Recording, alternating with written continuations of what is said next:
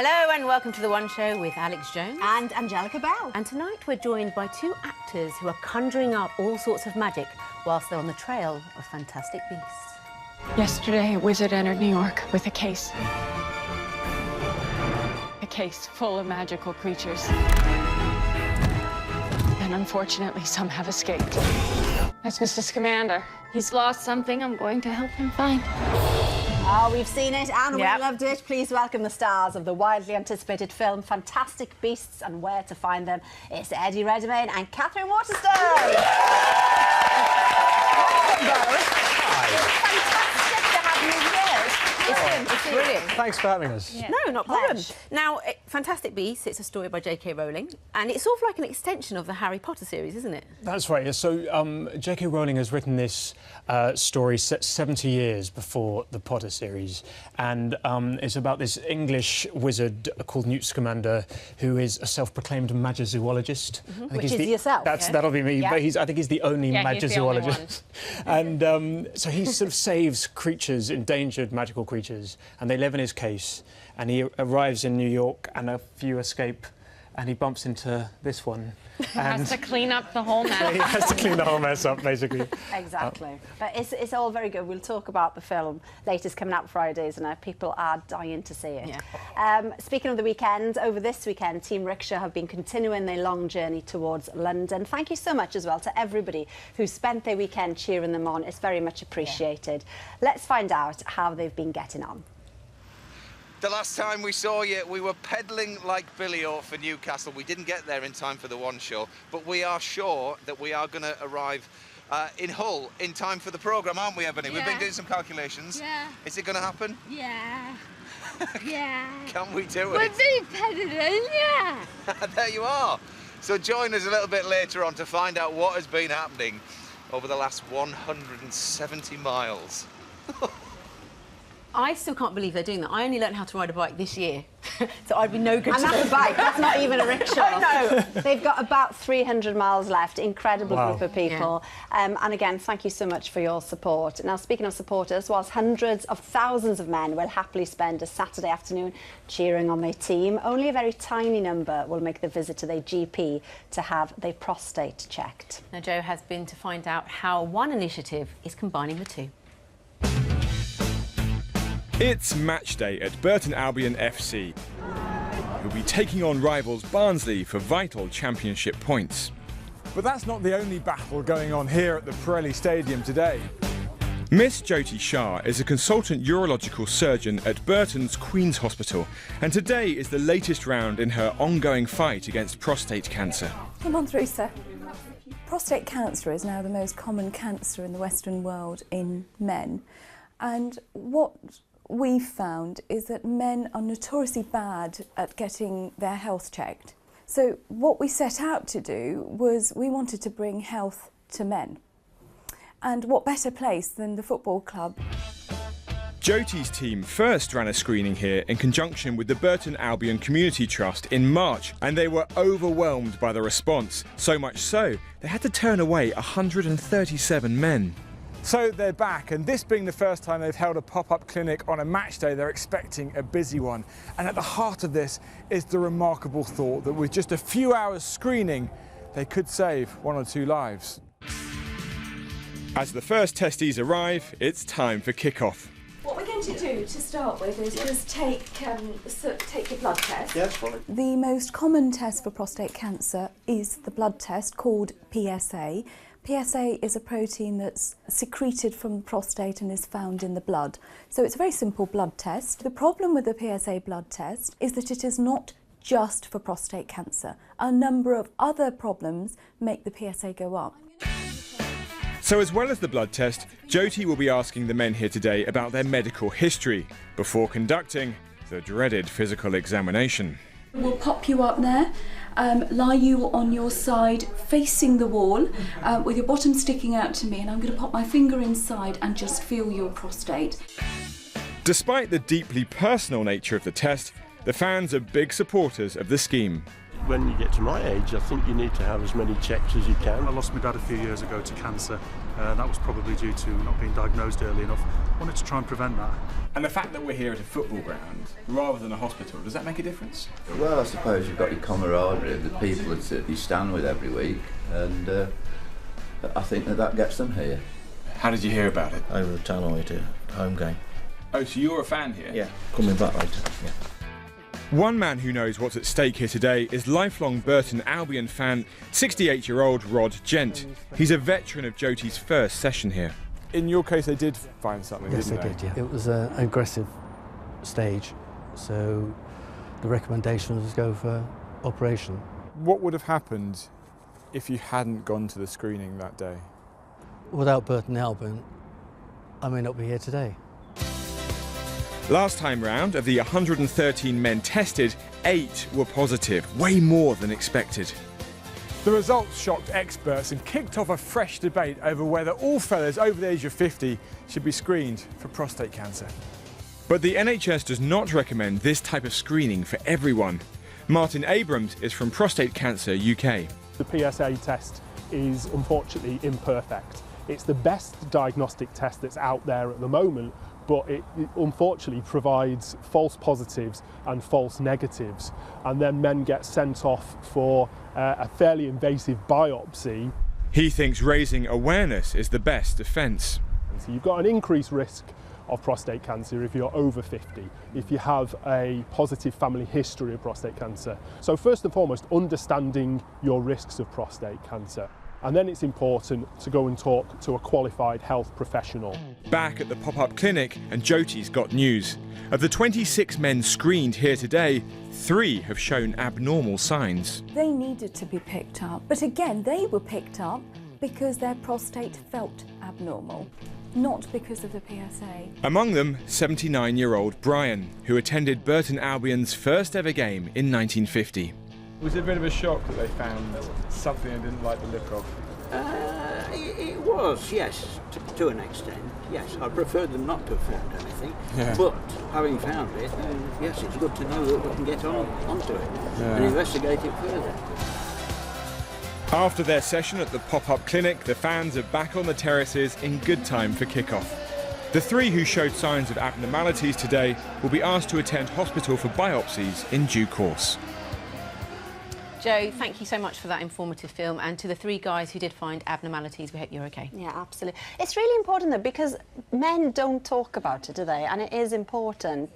That's a fantastic idea, isn't it? It's a brilliant idea, and I think you're right. I think it's something that, you know, certainly with breast cancer, women talk about it more, and men much less so. So that's a great advertisement for us. Absolutely. Yeah. Let's talk more about the film then. Fantastic Beasts and Where to Find Them. Now, the brilliant thing about this, because I hadn't seen any Harry Potter before now. No one. Don't admit it. There's a whole Quidditch team. Are we on television? Oh, sorry, Quidditch. Hey, the good news is I'm into it now. Massively. Really into it. But the brilliant thing is you don't have to have seen any of it to get the film. Yeah, there's a term I just learned. It's called Easter eggs, which is like when a script has little clues for people. The big fans will be able to pick up on things that are hidden in there, but absolutely, even if you haven't seen it, you're able to completely follow the story. That's called Easter eggs. Easter eggs. It is. It's so weird. I was asked at Comic-Con, this huge thing, when we were introducing the Fantastic Beasts trailer. An American talk show host was running it, and he asked me about what the Easter eggs of Fantastic Beasts might be, and I started talking about chocolate. I was like, what is an? When it transpires that it's like when you put little nuggets of information that some people who are super familiar with the world. So like an Easter egg hunt. Yeah. Yeah, exactly. So there are clues for the super fans, but I'm so pleased you didn't know what that was as well. Oh no, I learned it from Eddie. But one thing you do know is all about your character, Catherine. Tell us about it. Yes, I played Porpentina Goldstein. Most people call her Tina, but I just love that full name. So whenever anyone asks me, I've never heard that name. That's a brilliant. Is it a name for the baby? Porpentina. How big of a fan of our film are you? Massive now. Yeah, and she's a recently demoted Auror at MACUSA, and MACUSA stands for the Magical Congress of the United States of America. So she's basically like a magical detective who got demoted at work, and her career is the thing that works in her life. So when she loses it, she's kind of a little bit at sea, and there's this sort of I feel like her subplot in the movie is a little bit how Tina got her groove back, because, you know... Fantastic Beasts and how Tina got her groove back. Because when she meets him and, you know, he... Oh, don't give it away. You know? Yes. Don't give it away, Catherine. Well, you can imagine. Look at it. You know, look at the guy. Oh, shucks. Well, let's take a look at the moment when one fantastical beast is causing mayhem. It was open? Just a smidge. That crazy niffler thing's on the loose again? Might be. Look for it. Look! Oh. His neck's bleeding. Oh. He's hurt. Oh, wake up. Mr. Nomad. Mercy, Lewis, what is that? Nothing to worry about. That is a murtlap. No, nothing to worry about at all. Just a random beast in your face. Yeah. He's quite a sort of, don't panic, Mr. Mannering. Oh, and I love his character as well. He's really sweet, isn't he? So it was a while after you got the part that you got to meet J.K. Rowling. Yeah. Now, how was it having her on set? Is she intimidating, or is she really kind? Because she had quite specific notes about how she wanted the characters played, didn't she? Because she's the boss, isn't she? She's on set. It must be quite nerve-wracking. It's amazingly nerve-wracking when you first meet her, but she, I think she's so used to people being nervous that she is so disarming. Right. When you meet her, she's incredibly humble and as one of the kindest people I've met as well. And she kind of gave us full confidence to go ahead. It was great. You know, when she shakes your hand, who does she say? She doesn't go, I'm Jay, does she? No, or Kay? She calls her Joe. Yeah. Joe. And then you feel like when you call her sort of Joe in interviews, it's a bit like calling Robert De Niro Bob. Bob. Yeah. Sort of like, you know. Completely. Don't want to be too presumptuous. Now, Eddie, you have a special way of getting into character, isn't it? And you use a movie icon to help you get into this role, didn't you? Well, there was a really interesting thing when you first see Newt, when he's first described in the script. Right. The amazing thing about a J.K. Rowling script is it's not just the dialogue, but the kind of description around it is just so detailed and kind of infectious. And when you first see him, he was described as having a Buster Keaton-esque quality. Oh. And a sort of specific walk, which is kind of really exciting for an actor and really scary, because I was like, what if I do a really... Were you sure about what a Buster Keaton walk would look like? I had no idea. Right, okay. I went into a YouTube hole. Right. and found out. And found out a bit, yeah. Could you maybe demonstrate for I us? could demonstrate it. But Tell the thing. Okay. Well, I also met this guy who's a tracker, okay, so whose job is to, like, track creatures. Okay. And so he does this walk, like, if you're being really quiet chasing an animal, or not chasing an animal, like, you keep one foot out like this and you go really slowly and quietly, like this. Okay. You do that? Yeah, you do. And he stood like this. So I basically made Newt like walk like this, which was great until I had to run. And when he runs like this. And so and I pulled about 4 muscles in my groin. But do you know what's so annoying is even when he had his feet outturned, he's still like 10 times faster than I am, and we had to run holding hands.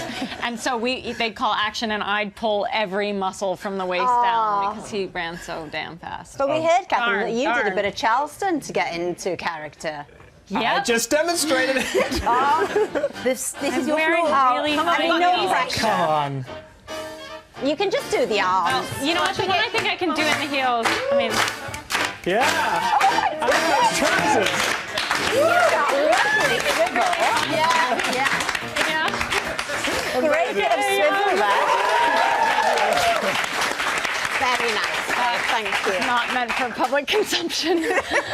Well, Fantastic Beasts and Where to Find Them is in cinemas from Friday. Yes, and that's the day that our intrepid team of rickshaw riders will, we hope, Yes. be pulling up outside at the end of their epic journey from the Scottish borders. Here's what they've been up to since we saw them on the road to Newcastle on Friday. Sleep, Bonnie, Benny, behind the curtain. Day 2 on the Rickshaw Challenge, and Andy from Chesterfield, who's in remission from leukemia, takes us out of Newcastle across the River Tyne. Well, as we cross the bridge from Newcastle to Gateshead, this kind of marks the start of today's journey. We've got 49 and a bit miles to go.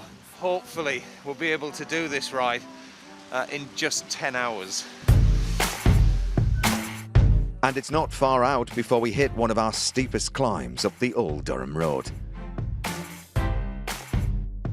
But the good thing about going uphill is that there's always a great downhill to come. Oh, well, everybody's heard about And boy, do we enjoy speeding down this one. We get the speed record, it's going to happen. Woo! 22! 25! Look at the reward. 3 miles. Oh. Maintaining our good pace from the Tyne to the Weir, Ross, who has epilepsy, rides the rickshaw into his hometown of Sunderland. And here, his proud gran has a welcoming committee on standby. It's good old northern hospitality. See, that's all the family,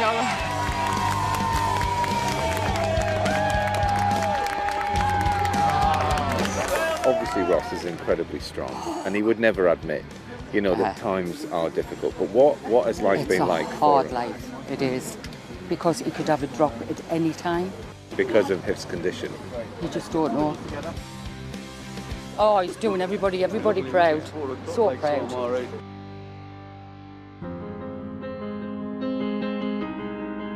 As we continue into the night, Ross and his condition of having spontaneous seizures becomes apparent when he has one.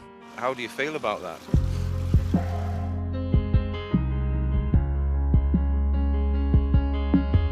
That was me just having one. Okay. See, in a split second, I didn't know I was going to have one. So anything can happen anytime, anywhere, any place, any second. Why do you want to be doing this, Ross? To show people that I actually can do something with a pretty big disability. That it can't stop you what you want to do. Reach your destiny.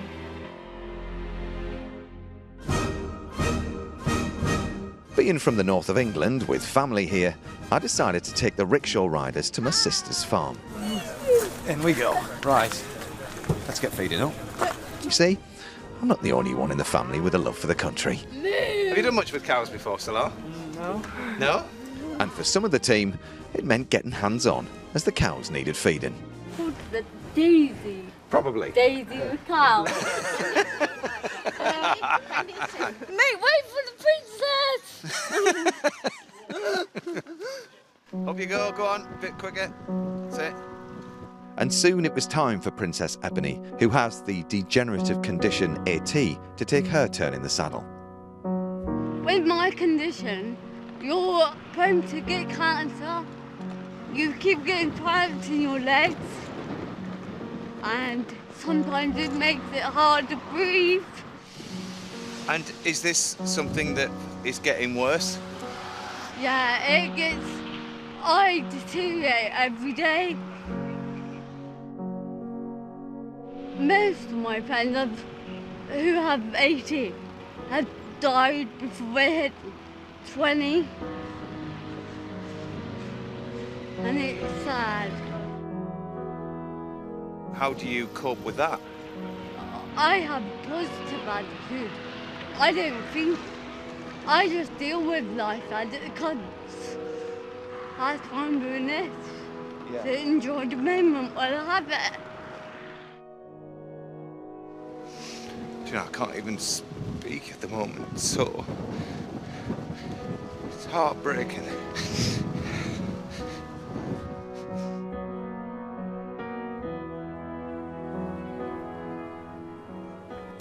Do you know, it's that mix of having such a happy bike ride and then when you get talking, the reality hits and, you know, it makes it all worth every single mile that I cycle alongside them. It really does. But listen, we have made it to the City of Culture 2017. We are now inside the Deep here in Hull. Hello, everybody. Wow. Listen, this place is home to 3,500 creatures. Eddie, Catherine, what do you think about these for some fantastic beasts? It's mesmerising here, it really is. But listen, I'm sure lots of you watched that film and you want to know how you can help. Well, a few miles ago, when Andy and I were riding out of Bridlington, we give you all the details. Right, Andy, let's give everyone the details of how they can show their support. So, to donate £5, text the word TEAM to 70405. To donate £10, text the word TEAM to 70410.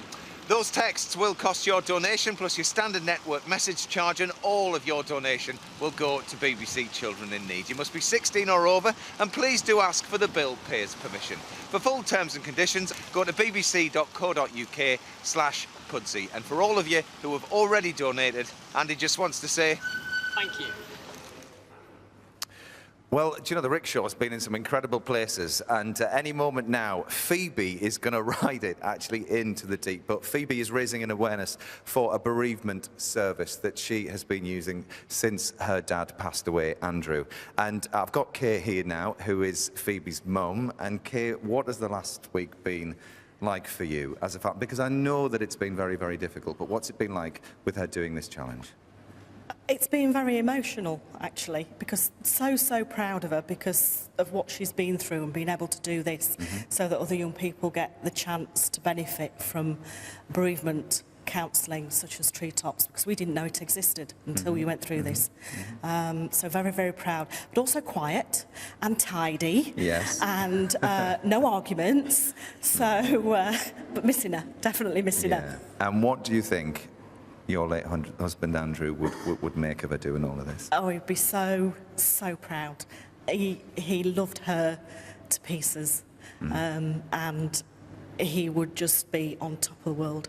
Well, listen, you're about to feel on top of the world right now as you watch your incredible daughter, who is so determined and so wonderful to spend time with, and here she comes right now into the deep. So let's have a huge round of applause for Phoebe and everything that Team Rickshaw has achieved so far. We've got brother Fraser here as well, and auntie and uncle. Honestly, this really is all about family. And you know, it marks a very special time because Team Rickshaw here in Hull, we're now halfway. This is the end of day 4. That's it, Ebony.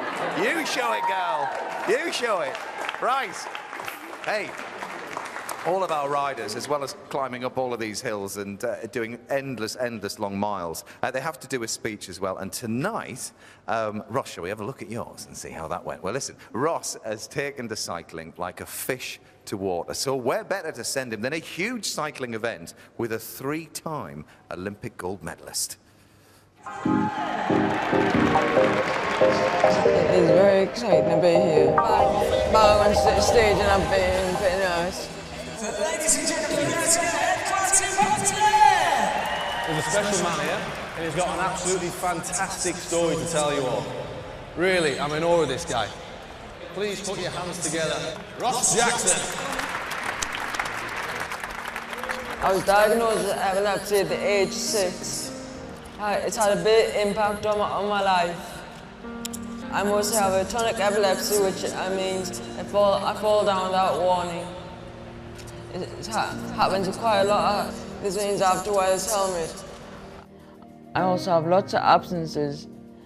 It's a bit like my brain chewing out. Even the speech has been difficult for me. People all around me have to watch me because we never know when I have a seizure. Unlike most people my age, I can't go out on my own. I stay in the house most of the time, wishing I could go out to the park. One place I can go is Blue Watch. It's a youth club supported by Youth Children in Need. They let me ride a bike, which I'm really proud of. That's the magic feeling. I'm doing the rickshaw challenge to prove that people who's got epilepsy can still do what they want. If you can donate some money, please do.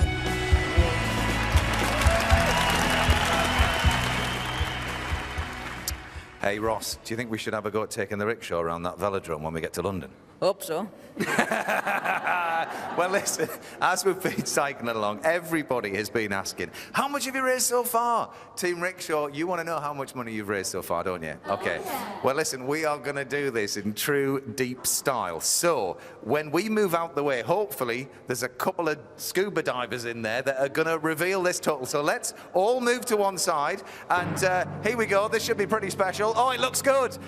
So far, Team Rickshaw have raised £522,189,000. Look at that.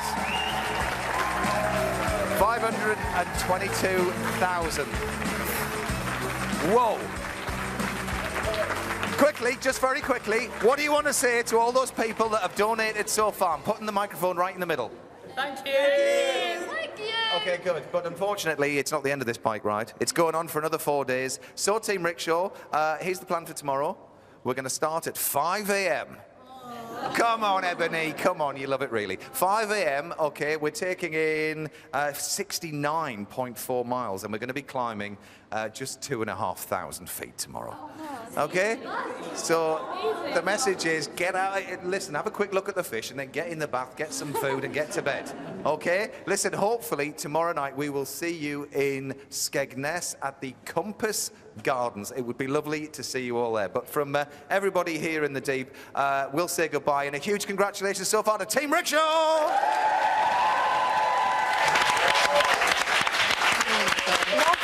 Absolutely incredible program. But you know, it's so sobering, isn't it, when you hear Ross's speech and so Matt speaking to Ebony, it really brings it all home, and you realise what a fantastic group of people they are. Eddie, you're taking part in Children in Need as well this year, aren't you? I am this year. My God, that's so inspiring. There is a sort of Fantastic Beasts sketch. I don't want to give too much away, but go on. Give us a little bit more. That I recorded a wee while ago, which I hope will be something kind of fun. And we can see that on the night coming on Friday. On the night, absolutely. Okay. You can, Okay. I'm just sticking with Fantastic Beasts.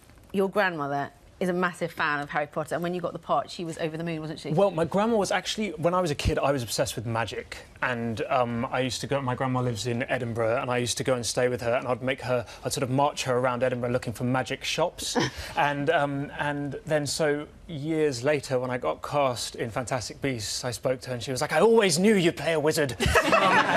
So she's very happy, yeah, she's excited. Is your gran a one-show viewer? She is, I think, I hope. Well, let's say hello. What's her name? Hi, Grandma. Mary Burke. Mary Burke. There we are. Very nice. And Catherine, you're about to star in another big British franchise. Yes. Alien. You're looking really scared about it. Well, you haven't seen the aliens I've seen. Oh. But you've had a bit of training in Fantastic Beasts. Yeah, but I was sort of running towards the problem in Fantastic Beasts, whereas in Alien, I'm kind of running from it. I mean, Aliens is scary, isn't it? The franchise is. Yes. I mean, I remember watching it growing up, going, I'm never going to sleep again. Yes, and Ridley is a little sadistic. You know, he likes it to feel pretty scary on set. You know, there were days when there were really just enormous aliens chasing me, and I was in cumbersome spacesuits. What's your part in it then? Are you allowed to say that much? No, I'm scared. See, we thought we'd just caught you there. Well, I had good practice with Fantastic Beasts at keeping my lips zipped, so... Okay, you know, fair enough. You always feel like there's snipers that are going to take Well, there are definitely cameras. Definitely cameras. Do you know, it's been wonderful to chat to you tonight. Thank you so much for the dancing and the walking. And whatever that was, my walk. Yeah. It was great. Fantastic Beasts and Where to Find Them is released on Friday. Yes, and we're back tomorrow. Are you going to have me again? Definitely. Thank you very much. Pleasure. Thanks. And guess we've got fantastic guests Richard Hammond and James May. Oh, talking about the first step of the Grand Tour, yes. Which should be very exciting. That's out on Friday as well. We'll see you then. Have a great evening. Yeah. Bye. Bye.